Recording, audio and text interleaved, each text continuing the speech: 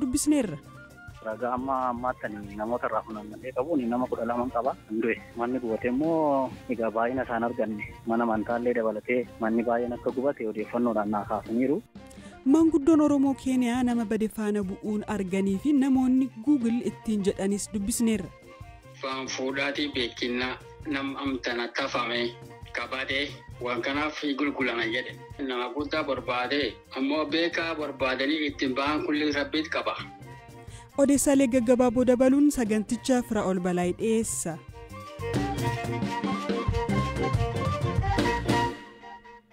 Aanaa Giddaa Ayyaanaa gandoota 3 keessatti haleellaa qaamoleen hidhatan namoota nagaa irratti raawwataniin yoo xiqqaate namoonni 12 ajjeefamuu fi manneen amantaa dabalatee manneen hedduun gubachuu hoogganaan koominikeeshinii aanichaa obbo Alamaayyoo Ijjiguu nutti himaniiru.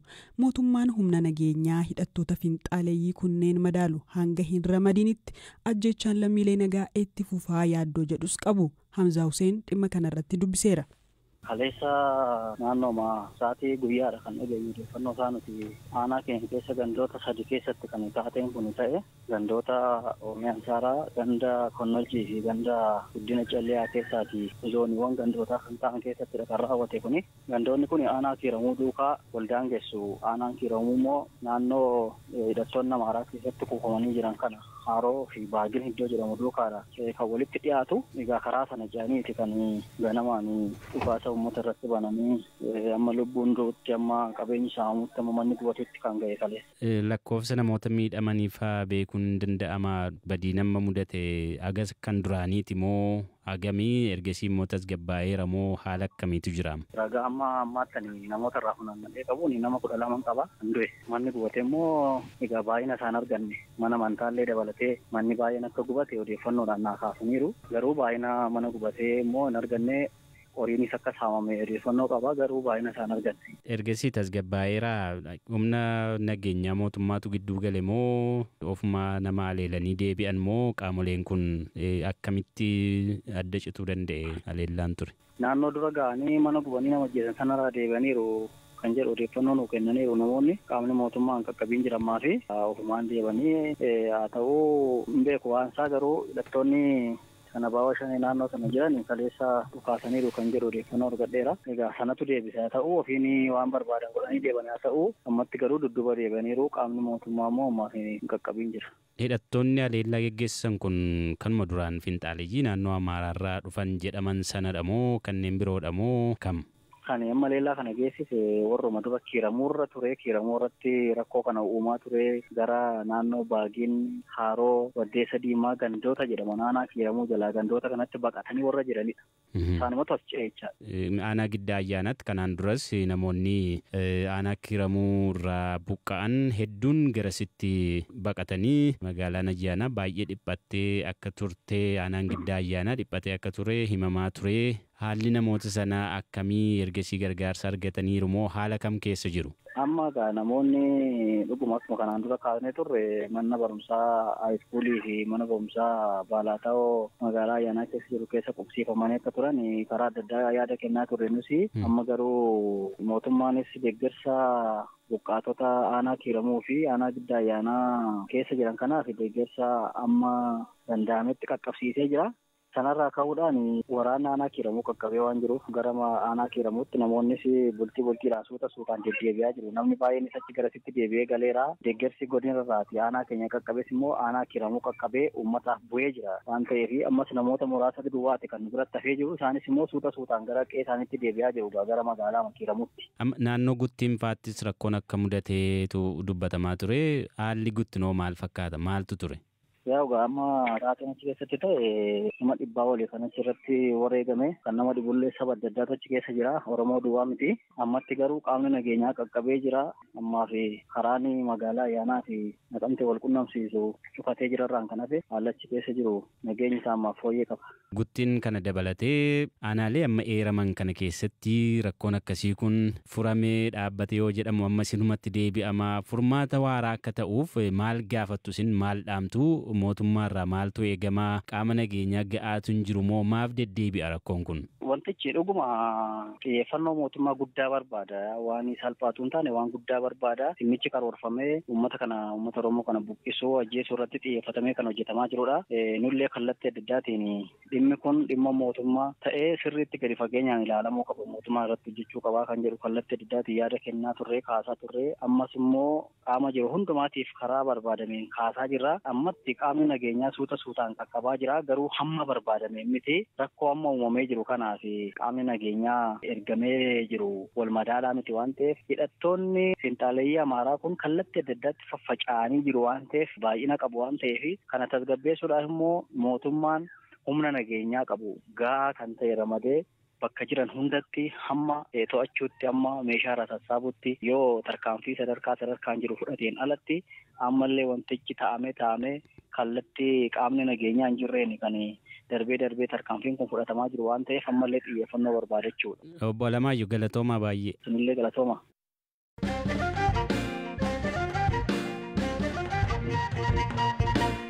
Bakka bu'oonni marii nagaa mootummaa Itoophiyaa fi Tigraay kora guyyoota 3 turuu Naayiroobii Keeniyaatti akka ta'an ibsameera.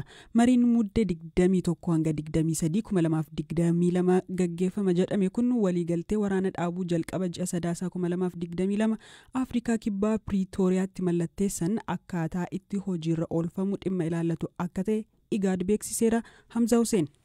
Adeemsa hidhannoo hiikkachiisuun irra jiru to'annoo fi hordoffii gamtaan Afrikaa hojiirra oolmaa waliigaltichaa irratti taasisu irratti mari'atanii raggaa'isu jedhamee eegamaa jira. Korri bakka bu'oota mootummaa federaalaa fi Tigraay gidduutti taasifamu kun marsaa sadaffaaf yoo ta'u dura cufaatti erga mari'atanii booda waan irra gahame ibsi akka kennamu barameera. Kora Naayiroobii bakkuma kanaan dura geggeeffametti taa'amu kana irratti bakka bu'oonni gamtaa Afrikaa dhaabbata misooma waloo Afrikaa bahaa IGAD akkasumas mootummaa Ameerikaa irraa kan hirmaatan yoo ta'u pirezidaantiin duraanii Keenyaa Uhuru Keeniyaataas irratti ni argamu jedhameera. Kanaan dura waliigaltee marii nagaa Piriitooriyaatti mallattaa'e hordofee kan Naayiroobiitti geggeeffameen qaamoleen lachuu waraana dhaabuu gargaarsa namoomaa akka qaqqabu gochuu tajaajilawwan bu'uuraa akka jalqabanii fi loltoonni TPLF ammoo hidhannoo akka hiikkataniif waliigaltee irra gahuun isaanii ni yaadatama. Waliigaltee waraana kaaba Itoophiyaa dhaabsisuuf mallattaa'ee amma ji'a 2 guutuuf deemu kana hordofee gargaarsi namoomaa gara naannoo Tigraay seenu fooyya'aa akka dhufe himamaa akka jiru yoo ta'u naannicha bakka garagaraatti tajaajilawwan ibsaa fi bilbilaa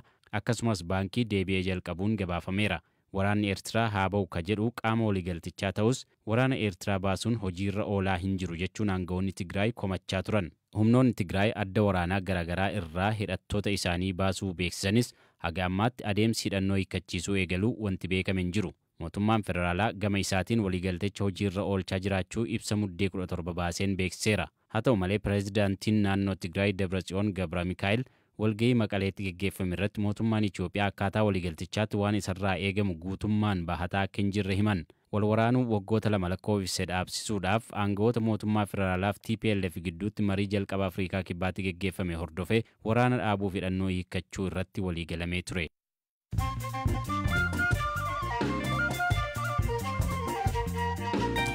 Dhaggeeffattoota keenya amma odeessaalee gaggabaaboon isinitti hima. Lammiileen Itoophiyaa Saawud Arabiyaatti dararamaa turan 1,018 ta'an har'a gara biyyaatti deebifamu ministeerri dhimma alaa ibse. Kanneen keessaa 919 dhiirota 99 ammoo dubartoota. Lammiileen biyyatti manneen hidhaa Saawudii keessatti ammallee dararamaa jiraachuu himatan gara biyyaa deebi'uu barbaadanis mootummaan akka isaan dagate irra deddeebiin himaa turan. Suuraan Liyoonel Meesii injifannoo waancaa addunyaatti agarsiise Instagram irratti maxxansa laayikii isa guddaa argate ta'uun rikardii cabse. Suuraa waancaa addunyaa qabatee siree irra ciisu akkuma maxxanseen sa'a tokko booda namoota miliyoona 65 jaalatame. Sana boodas lakkoofsa guddaan itti fufee dabalaa ture.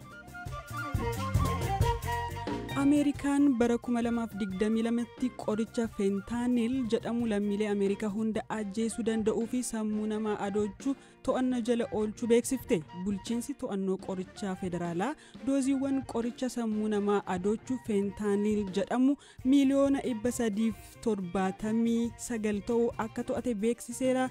Odeessaaleen gaggabaaboo kanuma.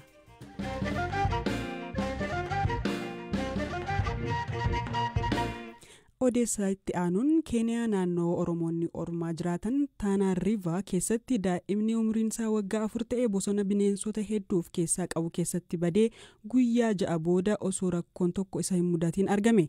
Daa'ima kana barbaadee kan arge jaarsi waggaa 58 Abdallaa Bonayyaa daa'ima reeffa barbaadaa turre wayita fayyaasaa arginu biyyi guddoo gammadee jedhe. Abbaa ijoollee 8 kan ta'e Abdallaa Bonayyaan dandeettii uumamaan nama badee faana dhahee arguu qaburraa kan ka'e maqaan Google jedhamu mogeeraa fi akkaataa daa'imni kun itti argamee fi waa'ee maqaa isaa kanarratti Aslii Galgaloo dubbisteetti. Faan fuudhaatii beekinnaa nam amtana tafame kabadee waan kanaaf gulgulana jedhe. Nama guddaa barbaade ammoo beekaa barbaadanii ittiin ba'an kulli rabbiit qaba. Ijoolleen birrii barbaade. Duutanuma rabbi guddooni amtana sifaa isaan kannee tanan barbaade tanan argee duwwaa mala ilmaan kun balleettu kaabbootiin haara balleetteettu masuni chiifolee siimuudhaanii wasiifolee siimuu jiraatanii nama itti arganii ilmaa akkanatti hafameedhanii yoo gabaabdu sun jiraatanii nama sun kasan kaa'anii nama mataa sun dooktanan baataat barbaattiin kitananii gulgultanaaf hin baase. Ammu cadheen kana ka am tafamsun jakaamili bule kapisa faanisaa dhabanii bokkee kapisa faanisaa dhabanii gaaf amtan jayeessa diiram armaa aminne kee dummaa taatiin nama kun faan waliin qabannee faantuun tarsiifannee faantuun dhabanii buujoo callaba faan dhoonna hin deegenne siimuu dhusidhaanii hin deegenne dhufe kanan qabne. Addunyaa amma irratti namni faannam dhahee nam barbaadu diqqaa eenyu si barsiise? Rabbi guddaa. Namni amma ogummaa kan keetii qabu yookiin dandeettii akka tanteetii qabu taana delta keessa si qof moo nama biraa jira? Ijoollee birrii amtan maataat nu wasin waliin midhaasin ta'amtan mala ijoollee 5 jageetu ta'amtan tayyaarii halkaanee ijoollee guugattee dhettee barbaaddee toochuman faan dhoottee taa fudhattee faan dhoottee qabdinne dhubban dooba ujuusii waliirra fudhatanii beekta. Barbaaddeen kana sun kasum waliin jiru. Isin jala baratte? Anum jala baratte. Dooba akkana akka alhamdulillah gurbaan amdeen kan taafamsunii jabulee. Bokerroo beefaan balleessee maayyee gaafa nu dhagarsuun buuyyuun callabaa katakalees inni hadheete cabsitanuu faan dhoonne bakka eegiyyan tanumaan hin deegenne nu dhufe dargenne. Yoo faandhaan kana maanfa barbaaddan? Hayyee. Maan laalta? Naam hadheecha afaan isaa sunum ilaalla.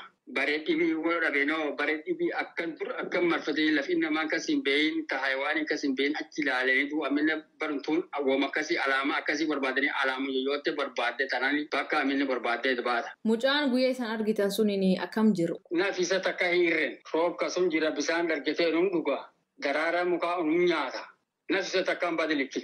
Daa'imni sun nam ganna gami? Ganna furi. Ijoollee horiitti dansaan niyaamu ijoollee fira dhogortee kafettee nan duuba horii faandee ijoollee tan ta'amta horiitti sitaan faandee ijoollee faandee akkuma sun badaaddo. Fulaani inni kee badsuun Pakii Saavoo jedhan. Jiraan isaa fu'aatiinu ammoo inni saafoo kasitti hin banne biyyumteen kasitti bade. Saafoo keessin seen? Saafoo kasitti jarsuun hariyyaa eegyandeegee ishee waamen lakkisi. Biyyuun tanteen kasitti balle. Fulaa sun maqaan maani? Assadeen tanteen sun as. Maqaa assaa hundee daga maqaa assaa ka ormaati. Assadeen laftin lokosheen assaadheeni. Lafa bineens qabdu? Bineens dhubban sarreen lagaan qabdi, neekiin qabdi, waraabessiin qabdi, geedaliin qabdi. Arbinne kasun jira. Gadarsinne kasun dhubban. Gar warra ga'amtan dhubban badda jirsun waraabessa kan feen fuudha luun nyaata. Rabbuun tilaala. Galatoome. Asante aadoo.